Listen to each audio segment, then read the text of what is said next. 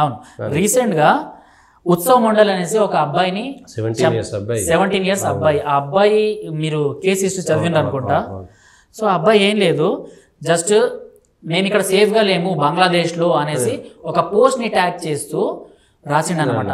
మమ్మల్ని కాపాడండి అనేసి భారతదేశాన్ని విన్నవించుకుంటూ అక్కడ ఒక పోస్ట్ పెట్టిండు. పోస్ట్ పెట్టగానే కింద ఇంకొక ఎవరో సో అతను పోస్ట్ చేసిండు, మీకు ఏమైంది అనేసి ఇక్కడ మీ దేవుళ్ళు బాగానే ఉన్నారు, అంత బాగానే ఉన్నారని చెప్పుకొస్తూ, అంటే అక్కడ బాగాలేదు అనేసి తెలుసు, బట్ ఒక ప్రొపగండా సృష్టించడానికి, గొడవల్ని కావాలని రేకెత్తించడానికి చెప్పుకొస్తూ మీరు పేడని పూజిస్తారు, మీరు గోమూత్రాన్ని తాగుతారు, ఇలాంటి వాళ్ళు మా దేశంలో అవసరం లేదు, మీరు మా దేశం పైన ఇలాంటి మాటలు అంటున్నారు, మీకు ఇంతమంది దేవుళ్ళు ఉన్నారు, అది ఇది అనేసి అమ్మవార్లను వాళ్ళని వీళ్ళని తిట్టి అతను ఒక కామెంట్ రాసిండు. ఆ కామెంట్ కింద ఇతను మీ దేవునికి సంబంధించి ఇవి తప్పులు ఉన్నాయి ఇస్లాంలో అనేసి ఇతను ఇంకో కామెంట్ పెట్టాడు. వీడేం చేసిండంటే మీ ముస్లిం అబ్బాయి పైన మొత్తం ఎడిట్ చేసేసిండు. వెంటనే ఎడిట్ చేసి అసలు దేవుళ్ళని, హిందూ దేవుళ్ళని నేను కించపరచలేదు అన్నట్టు ఒక ఎడిటింగ్లో మొత్తం చేసేసి స్క్రీన్ షాట్ తీసి అన్ని మదర్సాలకు పంపించేసాడు. మదర్సాలకు పంపించగానే ఇస్లామిక్ రాడికల్స్ వచ్చి వాని ఇంటి నుంచి బయటికి తీసుకొచ్చి పోలీస్ స్టేషన్లో పోలీసుల ముందర ఆర్మీ ముంగట మాబ్ లించింగ్ అనేసి మనం ఏదైతే ఈ కుహానా సెక్యులర్స్, ఈ లెఫ్ట్ లిబరల్స్ వీళ్ళందరూ అంటుంటారు కదా మాబ్ లించింగ్ చేశారు, వాళ్ళని వీళ్ళని చంపేశారు అనేసి, ఒక చిన్న పిల్లాన్ని 17 ఇయర్స్ పిల్లాన్ని పోలీసుల కళ్ళ ముందర చంపేసిండ్రు, కొట్టి చంపేసిండ్రు. వాళ్ళ తల్లిదండ్రుల దగ్గర నుంచి వాడిని లాక్కొని వచ్చి ఇంటి నుంచి కొట్టి చంపేశారు. ఇలాంటి పొజిషన్లో అక్కడ హిందువులు ఉన్నారు. మరి మన భారతదేశంలో బంగ్లాదేశ్ గురించి మనం బాధపడుతున్నాం, భారతదేశంలో కూడా అదే పరిస్థితి రాబోతుంది. అదే చెప్తున్నాను కదా నేను, మైనార్టీస్ పరిస్థితి అక్కడ అలా ఉంది. మరి మెజార్టీగా ఉన్నా కూడా ఇక్కడ మెజార్టీగా ఉన్నా కూడా ఇబ్బంది పడుతున్నాము. ఎందుకు ఈ రాడికల్ అన్నది అసలు సబ్జెక్ట్ ఎందుకు వస్తుంది మైండ్లో?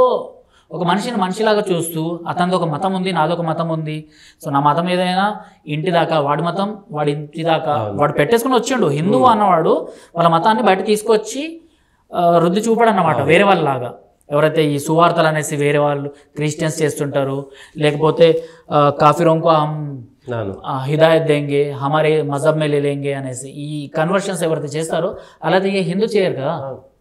మీరు ఎక్కడైనా విన్నారా? అంటే ఒక హిందువు తన ఫెలో ఇతర మతాలకు సంబంధించిన క్రిస్టియన్ అయినా లేకపోతే ముస్లిం అయినా అతని మతం మార్చిండు అనేసి గొప్పగా చెప్పుకున్నది లేదు కదా.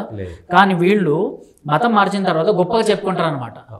మీకు ఇందాక ప్రెస్ క్లబ్ గురించి ఒక స్టోరీ చెప్పినా కదా, ఆ అమ్మాయి ఎవరైతే ఉందో అంటే హిందూ అమ్మాయిని కన్వర్ట్ చేసిన అమ్మాయి, ఆ అమ్మాయిని ఈ తల్లిదండ్రులు అడిగినారు అనమాట, బేటా నువ్వు ఇన్ని సంవత్సరాల నుంచి మా ఇంటికి వస్తున్నావు కదా, మరి మా అమ్మాయిని మతం ఎందుకు మార్చినావు అది ఇది అంటే, అవును నా మతం ఇది చెప్పింది కాబట్టి నేను చేసిన, మీ అమ్మాయి మారిపోయింది, దానికి నాకేం సంబంధం, మీరు ఏదైనా ఉంటే బయట పోలీస్ స్టేషన్లో పెట్టుకోండి, పోలీస్ స్టేషన్లో ఇచ్చినా కూడా సంబంధం లేదు వాళ్ళకి, బికాస్ మేజర్ అమ్మాయి ఆమె ఇంట్రెస్ట్తో వెళ్ళిపోయింది.